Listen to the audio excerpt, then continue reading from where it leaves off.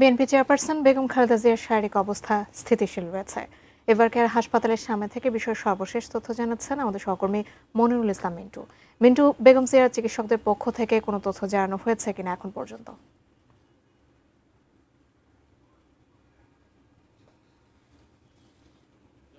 আজ সারাদিনই কিন্তু বিএনপি চেয়ারপারসনের ব্যক্তিগত চিকিৎসকদের পক্ষ থেকে আনুষ্ঠানিক কোনো ব্রিফ করা হয়নি। তবে আমরা বিভিন্নভাবে আসলে এই মেডিকেল বোর্ডের যারা চিকিৎসক রয়েছেন তাদের সাথে আমরা যোগাযোগের জন্য চেষ্টা সেটি অব্যাহত রেখেছি। এরই মধ্যে একজন চিকিৎসক তিনি গণমাধ্যমে নাম প্রকাশ না করে তিনি জানিয়েছেন যে বেগম জিয়ার শারীরিক অবস্থায় কিছুটা উন্নতি হয়েছে এবং সেক্ষেত্রে তিনি কথা বলার চেষ্টা করছেন এমনটি তিনি জানিয়েছেন। তবে সেই উন্নতিটা এখনো বিদেশে যাওয়ার মতো বা বিমানে ভ্রমণ করার মতো অবস্থা নয়।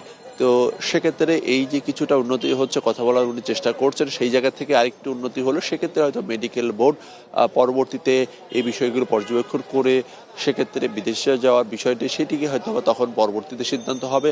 এবং আপনি জানেন যে কাতারের তত্ত্বাবধানে জার্মানি থেকে যে বিমান এয়ার অ্যাম্বুলেন্স সেটি আসার ক্ষেত্রে 9 তারিখে আসার ক্ষেত্রে সিভিল এভিয়েশনের একটি আবেদন সেটি আগে থেকেই দেয়া রয়েছে। যদি এখান থেকে এভারকেয়ার থেকে মেডিকেল বোর্ড তারা যদি পরবর্তীতে সিদ্ধান্ত দেয় সেক্ষেত্রে এয়ার অ্যাম্বুলেন্সে আসার বিষয়টি সেটি নির্ভর করবে।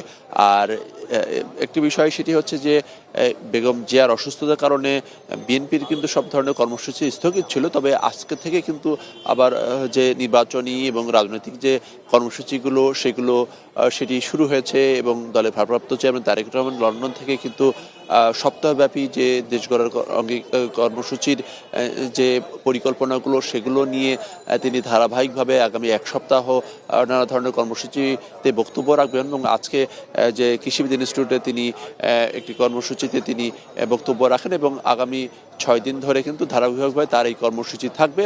তবে বেগম জিয়ার ক্ষেত্রে হয়তো আগামীকালকে আনুষ্ঠানিক কোনো স্বাস্থ্যগত যে অবস্থা সেটি হয়তো আনুষ্ঠানিকভাবে ব্রিফ পাওয়া যাবে। এখন পর্যন্ত যেটি হচ্ছে যে তার যে একজন চিকিৎসক তিনি জানিয়েছেন যে তার অবস্থার কিছুটা উন্নতি হয়েছে।